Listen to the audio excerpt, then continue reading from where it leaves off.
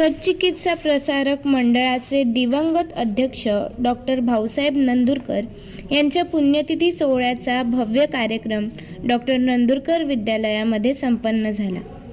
या सोहळ्यात प्रमुख अतिथी म्हणून ज्येष्ठ रंगकर्मी सदानंद देशपांडे, संस्था सचिव डॉक्टर प्रकाश नंदुरकर, डॉक्टर लीना नंदुरकर, मुख्याध्यापिका ज्योती बाविस्कर आदी मान्यवर उपस्थित होते। मान्यवरांचे हस्ते भाऊसाहेबांच्या प्रतिमेचे पूजन करण्यात आले। त्यानंतर समस्त विद्यार्थ्यांनी सामूहिकपणे श्री गणपती अथर्वशीष पठण केले। त्यानंतर उपस्थित मान्यवरांचे स्वागत करण्यात आले।